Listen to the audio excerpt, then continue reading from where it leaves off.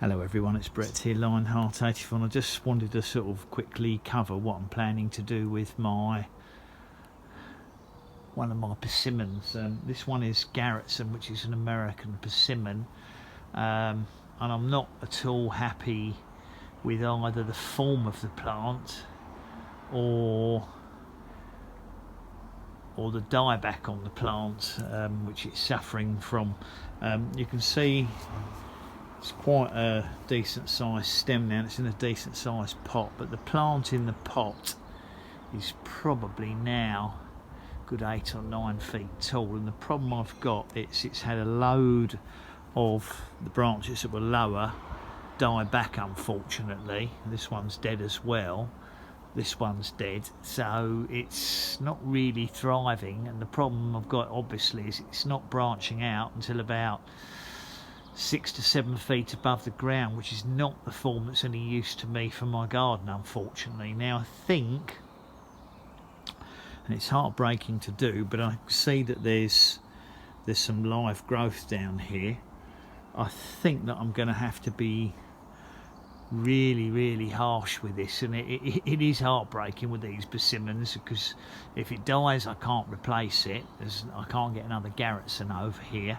If it doesn't do what I want it to do, it'd be very frustrating, but I've got enough other persimmons that it wouldn't be the end of the world. But I'm going to have to cut this one right back, and I'm thinking of cutting it back to probably about here, which is about sort of 5 feet above ground, including the pot at a slant. And I'm hoping that, as it's already got buds generating here, that what it will do is shoot out from a lot of these dormant areas here. One thing persimmons are quite good at doing is multiple bud sprouting from dormant growing points. So you do, when you do get one of them shoot out from an area that's been broken off or cut back, you don't tend to get one bud come out of a dormant growing area. You can get 3 or 4 shoots come out. So I think it's now or never. If I leave it any longer and it keeps dying back at the top, I'm going to get a taller and taller plant that,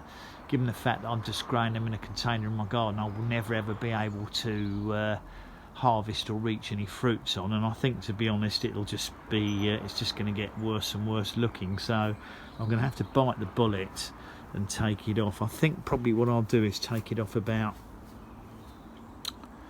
maybe, I'm wondering if I cut it off above here, if this part would shoot out, or whether or not I should take it off to about 6 inches above here and see if I can get a plant that branches out lower down. It's not easy to know. I think what I'll do is have a little study and stop the camera for a minute, and then come back and you can see what I've decided to sacrifice. Okay, so you can see how much I've taken off now. This is what I'm left with. It's about, I suppose it's about a 4 foot stem left in the pot, about 5 feet including the pot above ground. I've decided to seal the end of it with a sort of an organic wound sealer, because it is easy for pests and diseases to get in there. Unfortunately, not that I'm any good at grafting, these shoots have probably now budded out too far to consider trying to graft them onto another plant anyway, because I have got an Asian persimmon in my garden, and I've got a few rootstocks that died off and left me with the rootstocks being alive, which are probably lotus persimmons, and they've all got little shoots on them that I could possibly graft onto, but normally these shoots should be dormant when you graft them, and so the chances of these taking are probably 0. But I suppose I've got nothing to lose. I could try grafting one onto one of the others and just give it a go with one of them.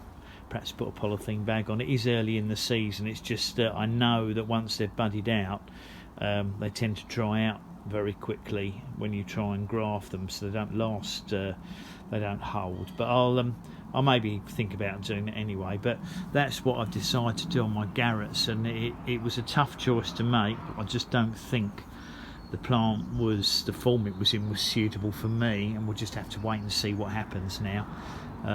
Anyway, I'm going to carry on with what I was doing. I've trimmed all the dead growth on most of the other persimmons, and they look a lot better now the dead growth's gone, and then we'll just have to see how they do this summer, at least as I said, we've missed the frost. So thanks for watching that short video.